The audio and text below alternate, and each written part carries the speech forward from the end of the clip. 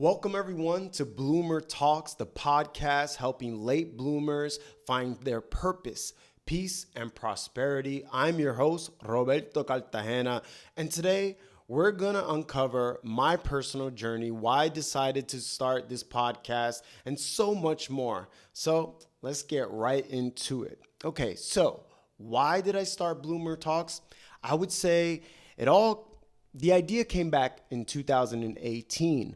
I had this idea of doing a podcast. I've always had very strong opinions. I was a rapper and I went by the late bloomer. That's why I called it Bloomer Talks. But back then, the idea was to do something more like commentary on celebrity gossip, just anything that was going on in this world. Because again, I had a lot of strong opinions and I've always been very outspoken. So I was like, I think I would make a good podcast host. Now it's a little bit different.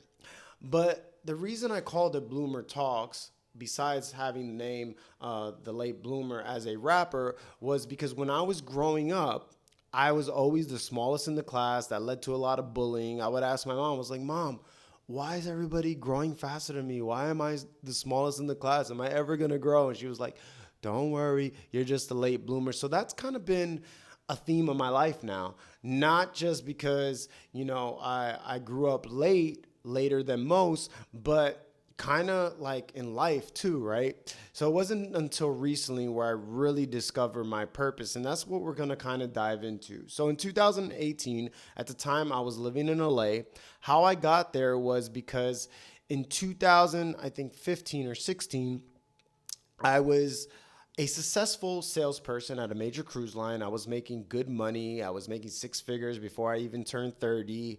But there was something inside me that just didn't feel fulfilled. I always felt like I was determined to do more. And I think a lot of that came because I was a late bloomer. I always had like the little man syndrome where I had to prove myself. I felt like I had to be an actor or a rapper or make a million or even be a billionaire. Like that's the way I talked. But I noticed that later on, that came from a place of lack, right? It didn't come from a place of love. When you are in the vibration of love, you're abundant, right? You feel good, you feel whole. But when you're in a place of lack, it's like, I got to prove something. I got to get somewhere.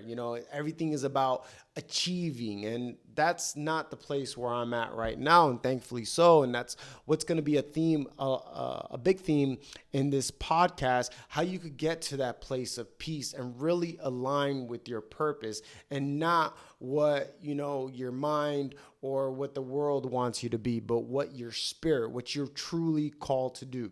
So anyway, 2018, I wanted to launch a podcast, but also I wanted to do 101 other things. Like I was trying to rap, I was trying to act.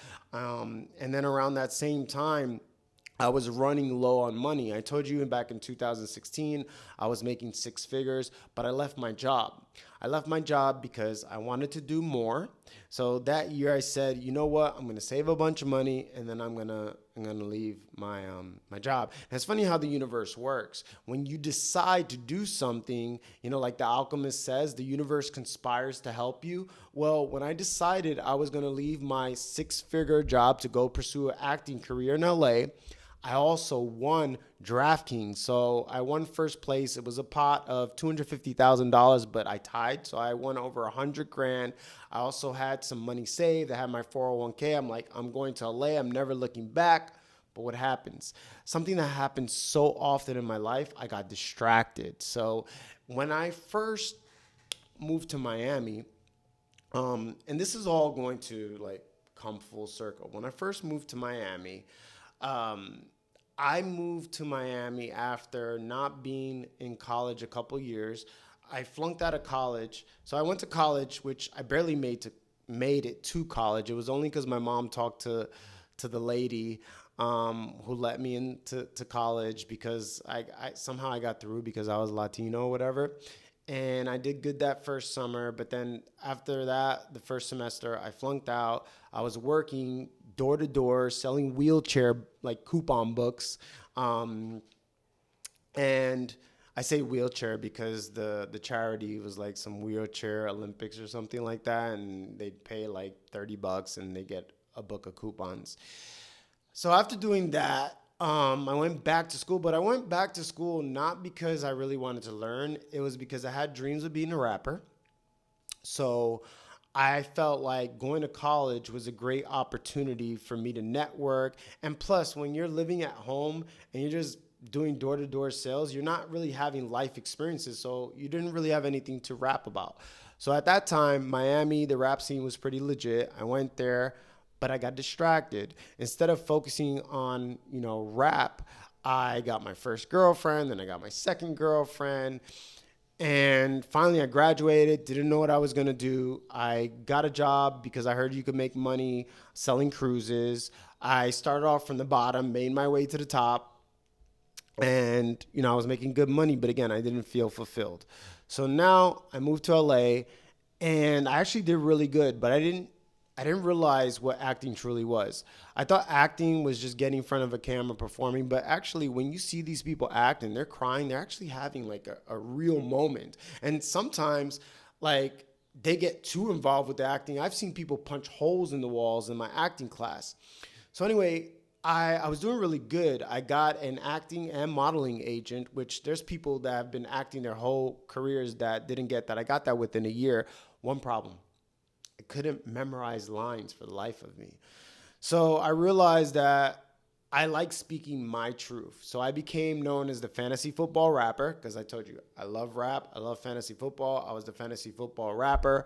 But unfortunately, I made some poor decisions financially. I was trading stocks very recklessly at the time. So I was just spending, but I wasn't making any money. I mean, the money I made off fantasy football was very little. It wasn't enough to keep me afloat, especially living in LA.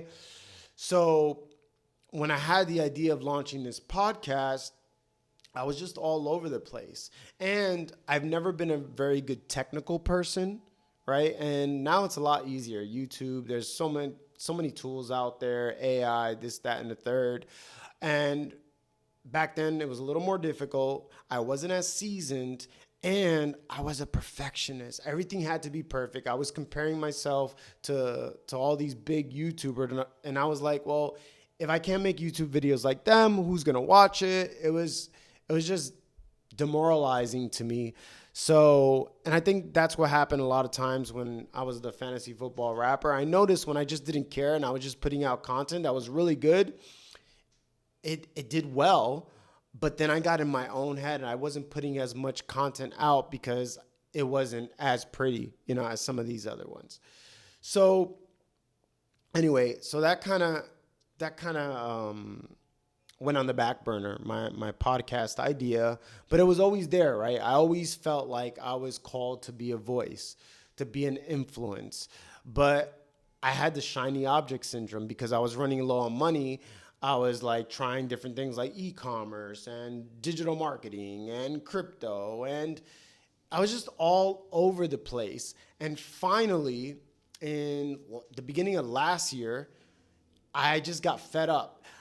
Around that same time that I thought about this podcast, I also came across ayahuasca. As far as like, I found out about the plant medicine. Somebody that I was following on Instagram had a meetup.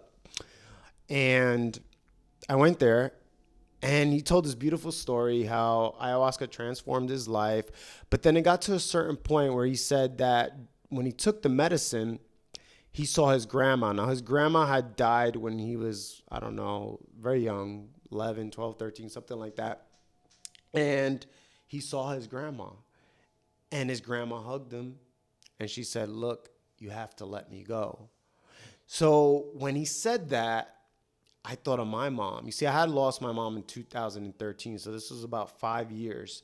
And I was like, you know what? This medicine sounds amazing, but I don't know if I could handle that. Like seeing my mom and having to let her go again. Because me and my mom were like this. Like I said, she gave me the name late bloomer.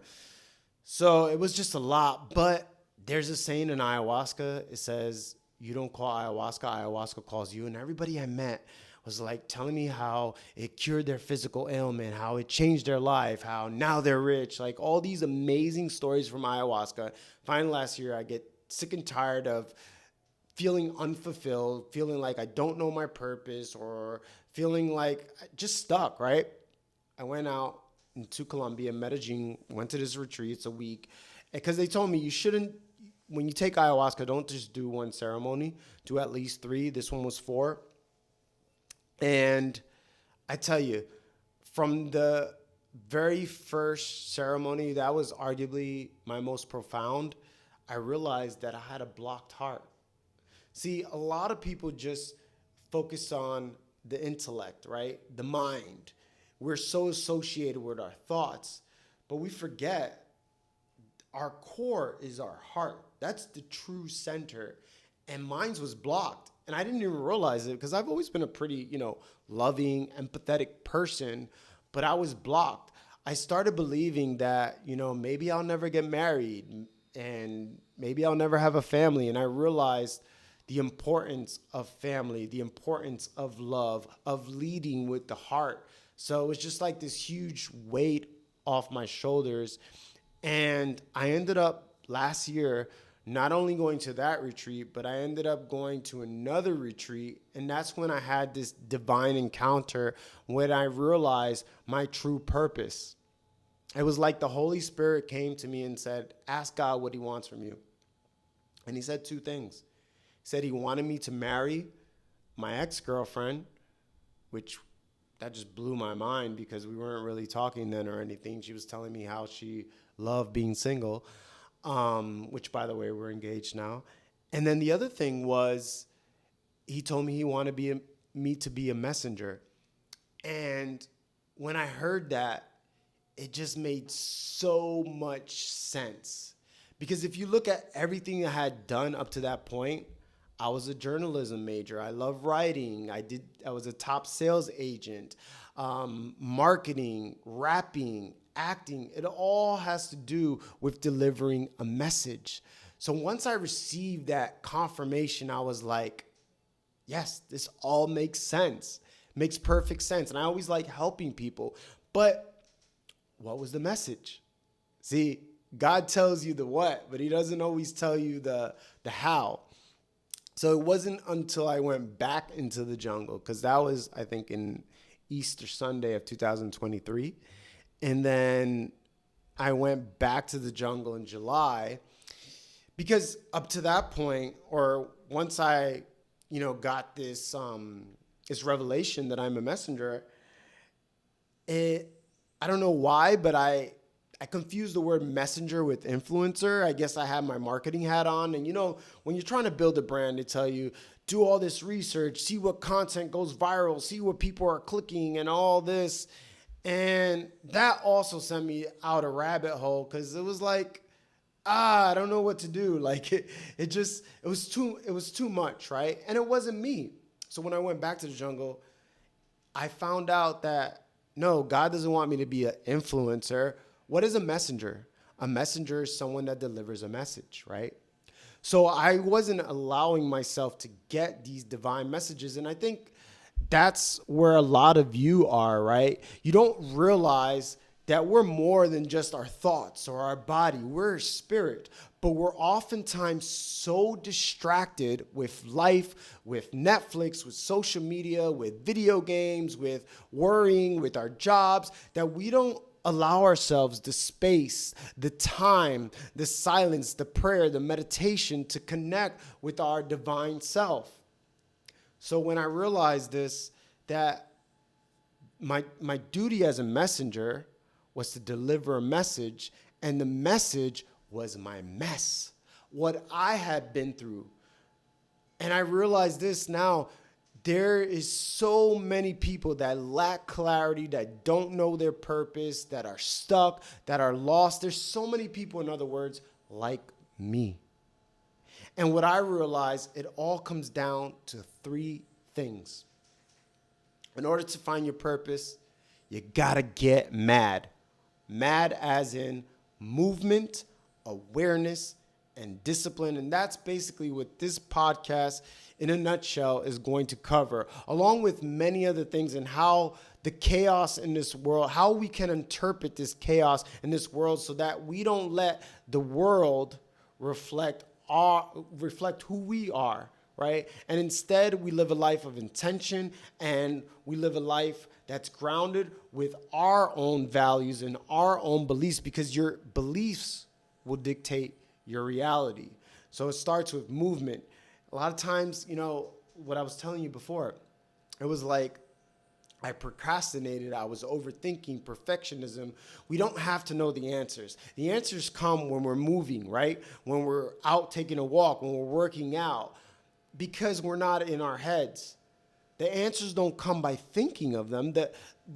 What we think is old programming, right? It's based on our past experiences. The inspiration, our purpose, comes from our spirit, from our divine, and that comes when we're not thinking. That's why your best ideas come when you first wake up in the morning, when you're taking a shower, when you're driving really late at night, when you're in the bathroom, because you're not thinking. You're just kind of like going with the flow.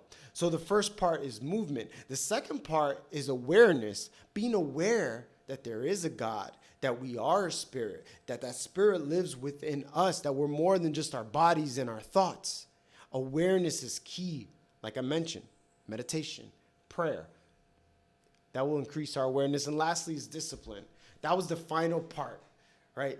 Discipline, having a discipline to take that knowledge that we have acquired through our awareness and acting it out and being focused on our purpose is what's going to really move us forward and make sure that we can live a life of purpose, peace, and prosperity. Until next time.